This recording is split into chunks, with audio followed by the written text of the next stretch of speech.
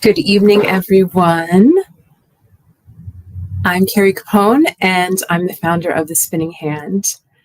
And we are going to get started in just a couple minutes. Welcome to those of you who are watching the replay. Welcome to those of you who are joining me on Facebook and on YouTube and on LinkedIn. I'm going to be able to comment on Facebook and on YouTube. So I'm just going to say welcome to everyone. And as you're coming onto the call, say hello in the comments and let me know where you're watching from and what some of the things you love to do when it comes to crochet. What are some of your favorite crochet techniques?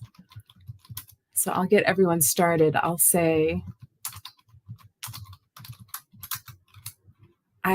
I am definitely a granny square lover. As you can see, I made this from cotton yarn, and it's granny squares sewn together and then knitted. I'm bi-crafty, so I like to knit and crochet. Just waiting to see in the comments as everyone comes in. Are you able to hear me? Let me know where you're listening from, and let me know what your favorite crochet skills are. Hi, Kathy. Thank you. Rachel. Oh, I'm so happy to see you. So Rachel and I used to work together in corporate. Oh my goodness. I think we both started the same year. So it was 2011. So like a million years ago. And at lunchtime we had like a knitting club, and this this was before work got really crazy and we had work to do during lunch, but we would get together and we would knit and we would talk. And yeah. So I love having people in my life for so many years. Oh, hi. From Missouri, I think Kansas City. Hi, Joan. Another granny square lover. Kathy's still working on her Taylor Swift dress. So yeah, I didn't wear it because it's heavy, but it's going to be good for the fall. Bye, Crafty. Hi, Dawn. Okay, excellent. And I see, thank you, Knett. Yeah, I just got my hair colored yesterday. I think it got darker overnight. Like, have you ever had your hair colored and then it was one color in the salon and then I slept and it got darker? So I think that's normal. It's going to fade again, but thank you. Knett and I are going to work together this fall on a yarn collaboration, and if I have time later, I'll go get it. But I'm working on a hat and mitt set and cowl with her hand-dyed yarn. It's gorgeous. Victoria from Michigan, hello. Okay, so it's 3 after the hour. I want to respect your time. Thank you for joining me on a Thursday evening. And today I just want to present a slideshow that talks about 5 different crochet skills that if you haven't tried, you're definitely going to want to add these to your repertoire. I definitely believe that you don't have to be team knitting or team crochet. As you can tell from my sweater, I love both. You're making fabric, you're making beautiful things with yarn. And so however that fabric serves you, that's the technique that you should use, to get the most beautiful results that you want. All right, so let's add this. Let's see here. I think it can be smaller. Excellent. Okay, so 5 crochet skills to master. And let me introduce myself. So my name is Kari Capone. I'm the founder of The Spinning Hand and of Knit and Crochet You. I'm the happy, proud mama of 1 son and I have 3 stepsons. So I just got married a year ago to the nicest guy ever. My husband, Dan, I love him so much. And my son, Andrew, is a student at FIT. And he just called before we got on this call tonight. And he's a senior, and he designs shoes, he designs footwear, and like handbags and jewelry. So yeah, I keep telling him, like, dude, I'm a size 9. Hook me up with some shoes, but not yet. So we'll have to see. He makes shoes for himself, which is fine. So I live in New Jersey. I live pretty close to the city of Newark, about 5 miles west. And then I'm about 15 miles west of New York City.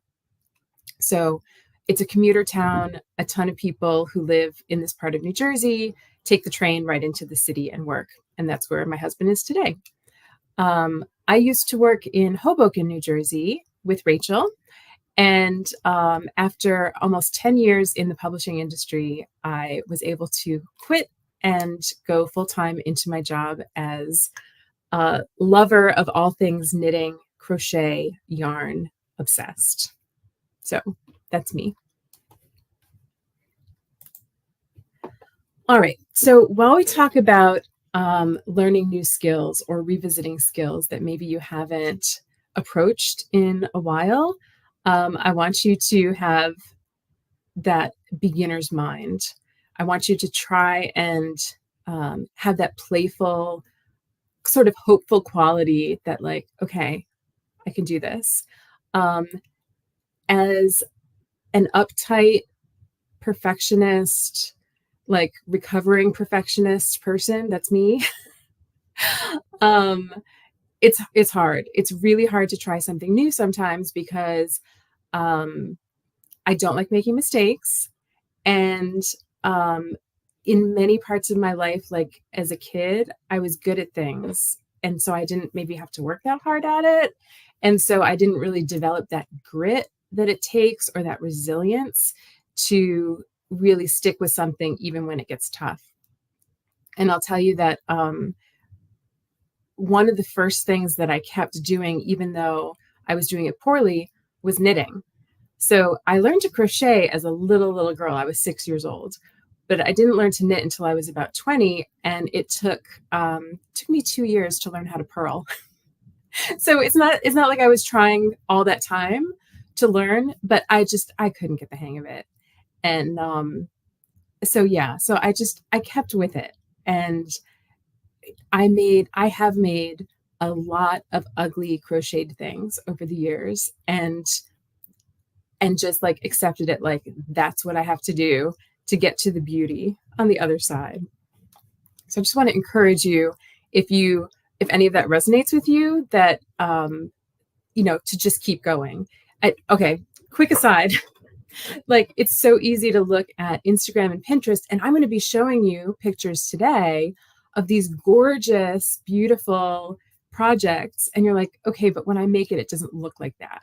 So I just want to encourage you to play and be playful and have that beginner's mind set so that you can develop that resiliency and move forward into ever more beautiful things. So let's start with skill number 1, and that is granny squares, but also all things granny. So you can see on the right, we have granny hexagons. And drop in the chat if you've ever tried this. Have you ever tried making a granny shape that's not a square? Because depending on how many clusters you start with, you can have a granny hexagon, octagon. You can have a granny septagon, pentagon, nonagon. So it's a very versatile stitch. And a lot of times you'll see the granny squares in the shapes made in motifs. So on the right-hand side where you see these hexagons, they're made separately and then stitched together, either crocheted or sewn. Jess says, I made a granny hexagon sweater for your daughter. lucky girl. Oh, and you're going to see on this next slide. So I don't know, Jess, if you made this one that Jason Momoa is wearing, but definitely like the granny hexagon has exploded in popularity.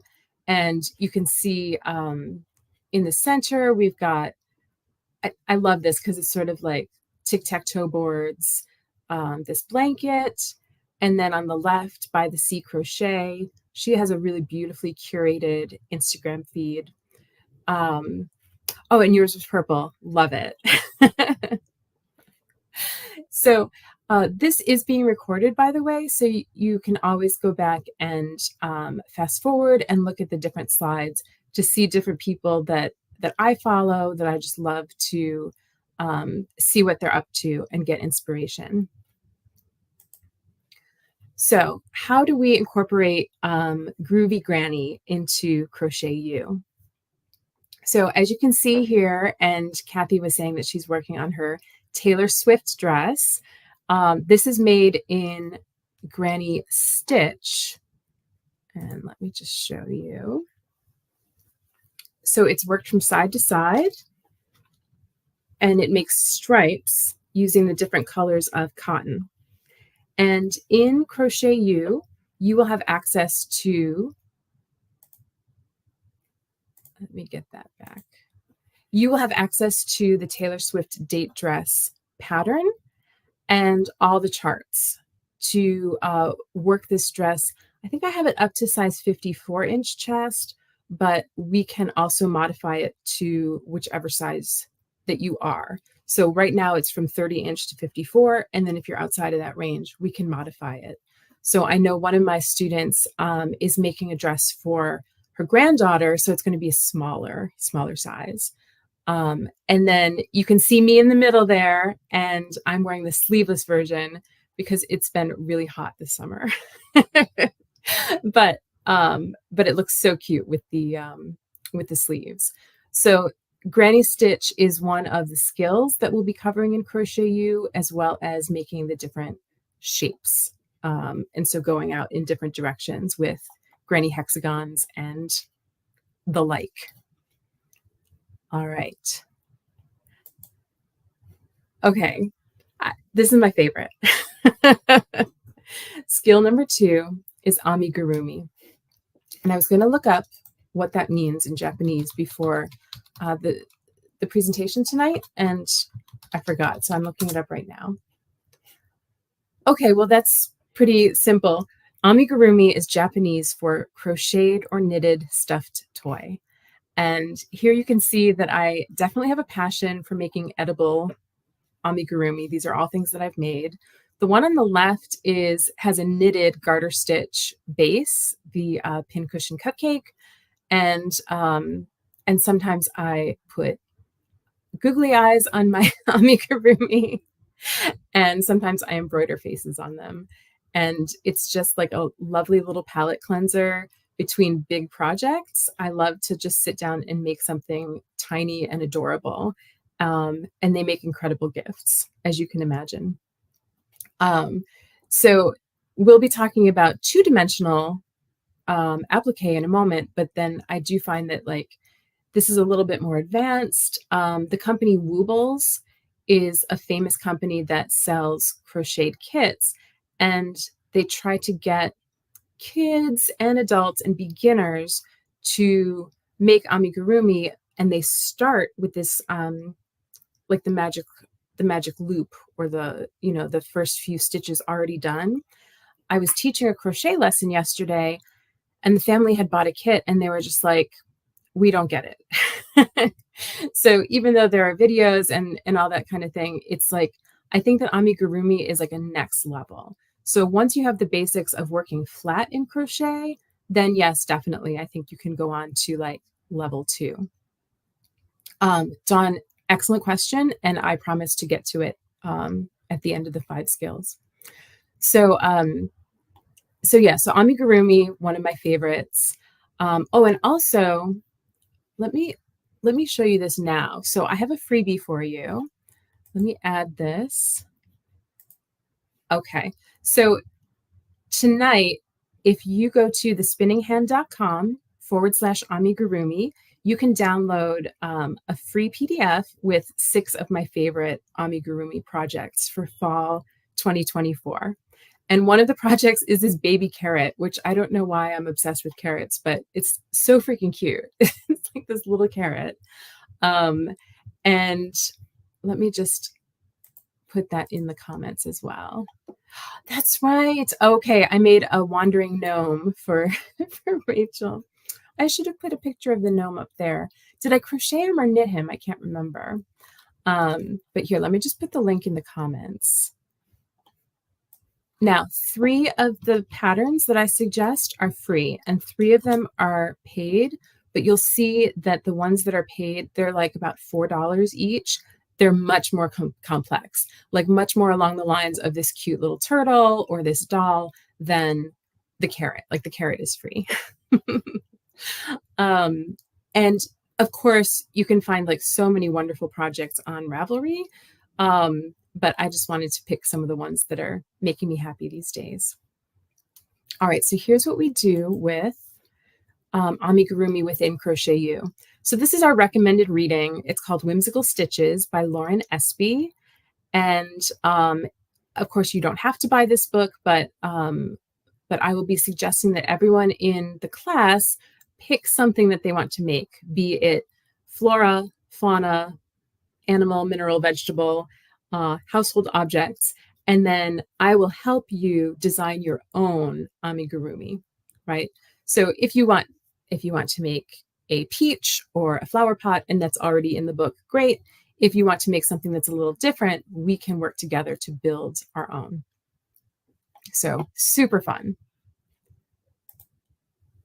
Okay, number 3. Number 3, this is the 2D version. That's what I like to call it, is like 2-dimensional amigurumi. And I have something to show you in a minute, but so it's applique, and there are a lot of different ways you can interpret applique when it comes to crocheting. On the left, you see my pretty strawberry. So that is crocheted flat and then embroidered. I embroidered the little seeds. On the right, with the Kimsey's account, she has this fabulous dress. And then what she did was she appliqued crocheted tubes in beautiful like bow configurations onto her dress. And so Canette, who's going to make a snake for her grandchildren, essentially, I mean, there's so many directions we can go, but you could make essentially like a thicker tube, and it could be stuffed, or it could be a tube made with really thick yarn. So it doesn't have to be stuffed and shaped. Oh, and we can embroider diamonds depending on the kind of snake you're going to make. I'm already brainstorming. Fangs, little slithery tongue. Okay. Also, I want you to think about using your appliques on different fabrics, different media. So on the right, you can see that they have all of these different patches on denim. And then on the left, I love this dress, first of all, adorable. She uses embroidered patches on her crochet. So you can applique, multi-layers of different fabrics onto your knitting, your crochet, your clothing, your baskets, your handbags, everything. Make little earrings, depending on how tiny you want to go. Okay, so this is what we're in Crochet U.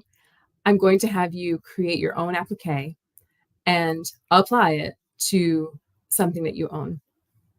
So I made this adorable Cyclops hat. First, I knit the hat, and then I crocheted the applique eyeball, embroidered the pupil, and then added eyelashes, and that's how it's attached to the hat.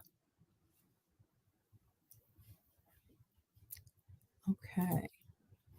All right, number 4 is I combined these, mesh stitch and filet crochet. And I kind of feel like filet crochet is sort of an old-fashioned term, but like netting. It's almost like you can, I grew up in the 70s and you could see like my grandmother would make little things that you'd hang in the window and it'd be like netting kind of, and there'd be like little poinsettias or flowers or something like that made out of almost like a chart. And I feel like that's kind of maybe a little passe. We'll call it retro and vintage, but there are so many fun modern ways that you can use mesh and netting, and we'll call it filet, to really make some gorgeous like modern pieces. So this piece, this is from 7 years ago, was a triangle lace, and I used t-shirt yarn.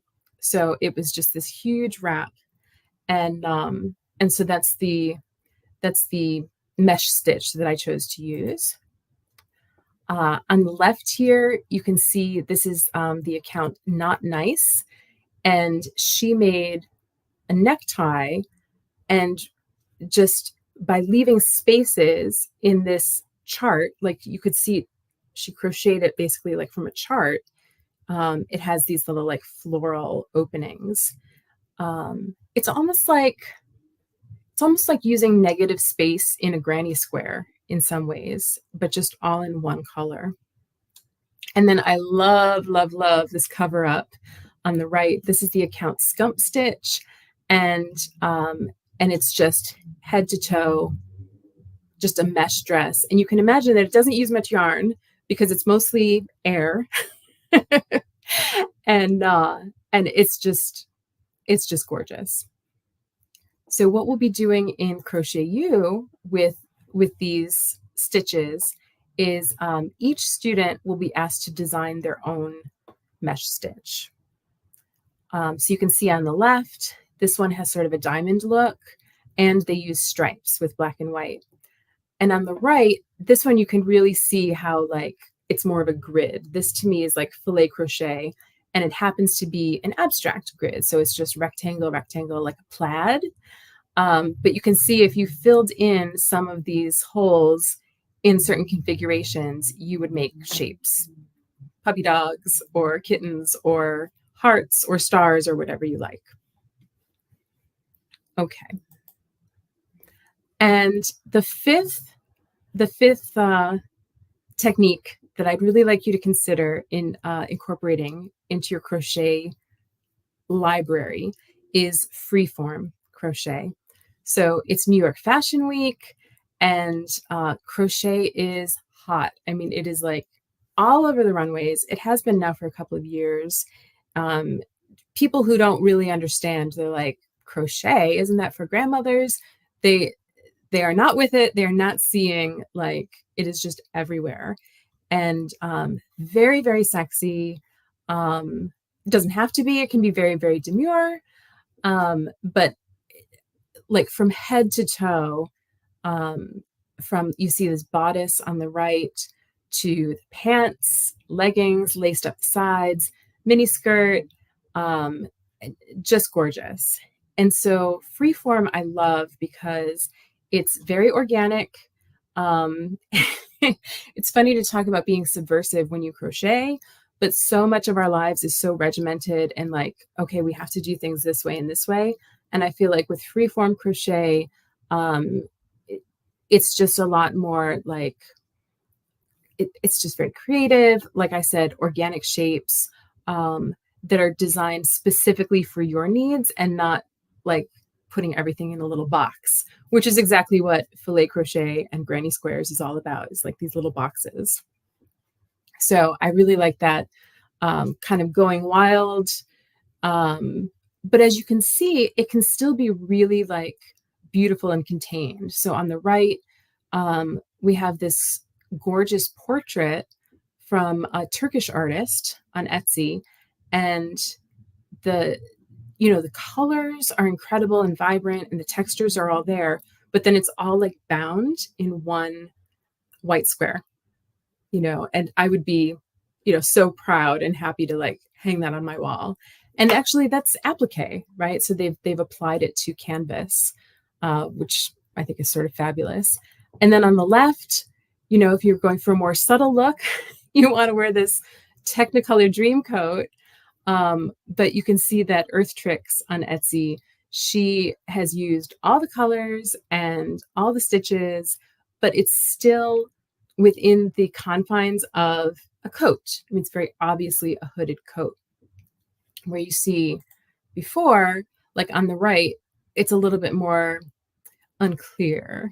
So it's like, you know, the lady on the right, okay, well, why is she wearing this like hooded situation? You know, would we walk down the street like that? Probably not. Whereas on the left, it's a little bit more clearly a top, a skirt. But so you can play with those different boundaries.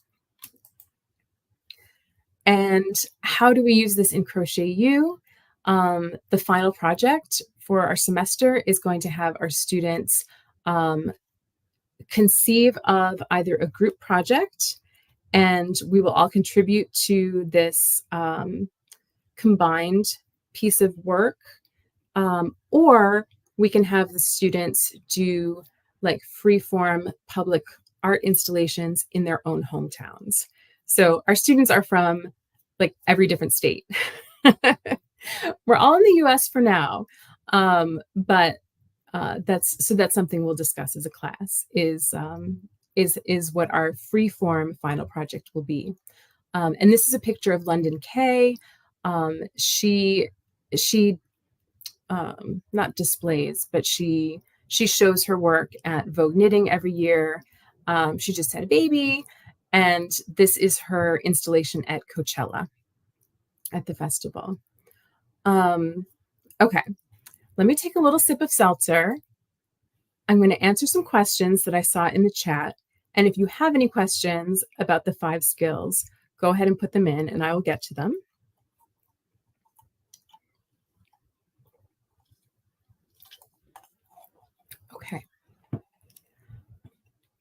Okay, Dawn says, in Taylor Swift's Granny Stripe dress, how many skeins does it take? So we used coastal cotton from Queensland collection, and up until I think like size 40 or 42 inch bust, it takes 10 skeins total. If you do it all in one color, you're going to want 10 skeins of this, or about 1,700 yards, and that's, you know, for with the sleeves. And then the anything above that, I've been saying you're definitely going to want 20 skeins for the stripes. So it's like 3 peach, 3 brown, 2 white, 2 lilac, etc. Anyway, Dawn, if you want to email me, I can also send you the pattern, and that's actually for anybody on the call if you want the pattern. But if you want the charts and you want the any customizations, that's going to be part of Crochet U. So let me just put my email in the chat.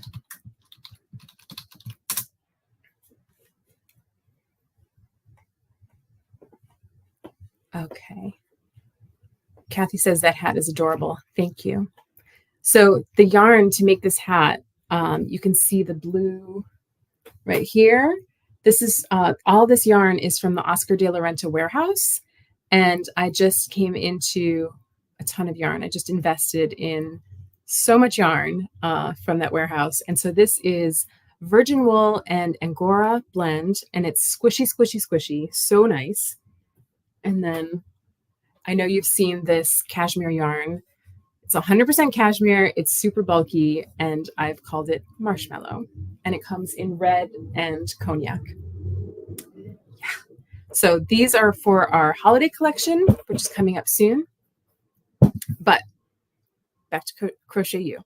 So I don't think I see any more questions. So I'm going to go back to here. Okay. So let me tell you about Crochet U. It is a 6-week course, and it starts a week from tonight at this very time. And I say it's a 6-week course. The live component is for 6 weeks, but you get lifetime access to this course, and you will learn to make the Verna pullover. So every semester we learn to make a different sweater, and this coming semester it's called the Verna pullover. I named it after the designer. Her name is Verna Jackson. She lives in the same town as I do, and we first met when I did the knitting episode of Cake Boss. So that was many years ago. And Rachel, I think you came to the Cake Boss as well. So that's when I first met Verna. And Verna is the one who has done 20 tutorial videos over the shoulder so that you're looking down on her hands, step by step, to make this sweater. In addition to the tutorial videos, you will get my live instruction for 6 weeks, taking you through from the first foundation chain to the blocking and the finishing and the enjoyment of the Verna pullover. And all in between, we will be able to customize it to your fit, your length. Do you want it to be a cardigan instead? Do you want it to be a boat neck instead? So all the customizations that we can do with this sweater. And I'll talk about the yarn that's used to make the sweater in a minute, because if you are able to join Crochet U by Saturday night, then you will get $100 worth of the yarn to make this sweater. So what do you get with Crochet U? You get the 6 live classes. They are recorded. So if you can't make a session, no big deal. You'll get the replay usually the next day or the next couple of days. Plenty of time for Q&A each course, and the classes are on Zoom, so we get to see each other. It's not like tonight where I'm like talking to a screen, right?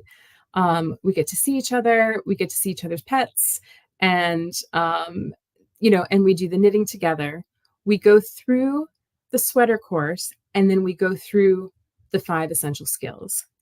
And then you will have patterns for each of those skills, and then you will have the sweater pattern written specifically for your measurements and your design choices at the end of the course. So let's say week 1, we start off with a sleeve. Together we'll agree on your gauge, we'll figure out the length that you need and all that kind of thing, what size hook you need. And then when you get your pattern at the end of Crochet U, it will be written exactly for what you've chosen. So we kind of build the pattern together. Now the pattern's already written. I've just blocked the sweater tonight. It looks kind of fabulous. So it's not like we're making up the pattern, but we're customizing it to you. How long do you get access to Crochet U? Lifetime. So we're going to do this every year. This is our first year, but in the spring, we're going to have the Knitting University. And then next fall, we're going to have a new sweater for the next Crochet University. But once you join once, you have access forever. So my Knitting and Crochet University students, some of whom are on the call tonight, have already joined. They're automatically in Crochet U, and they're automatically in next semester and the semester after that. So you join once, and then that's it. Okay. This is just for crochet, though, by the way. So when you're joining Crochet U, you get access to all the crochet courses. Okay. Here's what people are saying. I know some of you, I'm pretty new. I want to let you know that I take teaching very, very seriously. And it's one of the things I love to do most in the whole world. I'm a certified K-12 teacher in music. That was my career a long, long time ago, but I really believe in breaking everything down very clearly. I understand what it means to learn in different ways. So that's why we have the multiple media, so that you can learn visually, you learn orally, like from me speaking, and kinesthetically from actually working.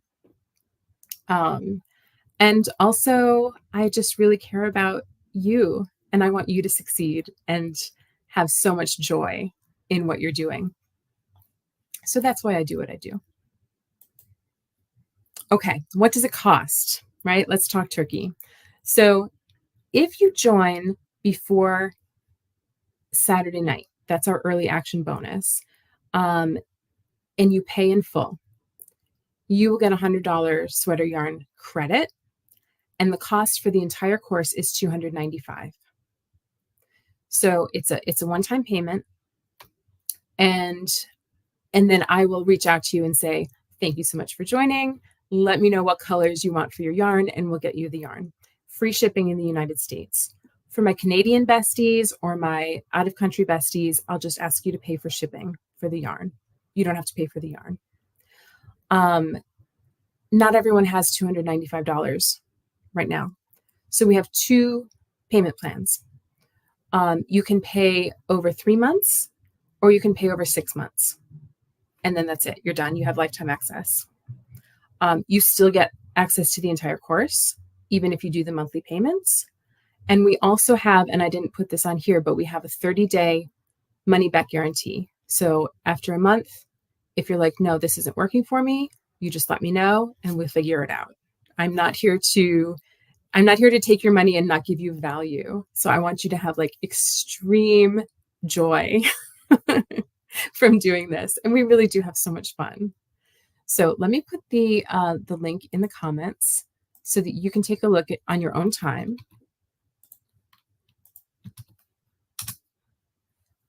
And so this early action bonus is only good through Saturday night, and then it's going to go away. And the doors to Crochet University are open until Monday. All right. And let's see if we have anything else here. That's it. Good.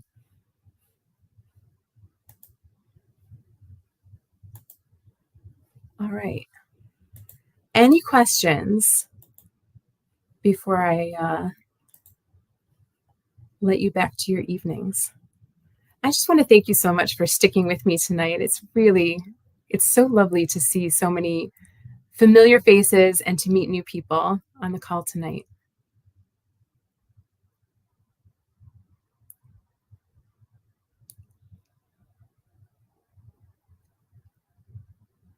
Okay, I'm not seeing any questions come in, but again, if you want to email me at any time, my email is thespinninghand@gmail.com, and I'm happy to answer your questions.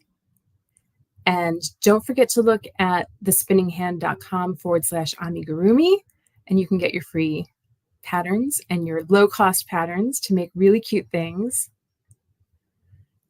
Rachel, thank you. Kathy, thank you. And Joan, thank you.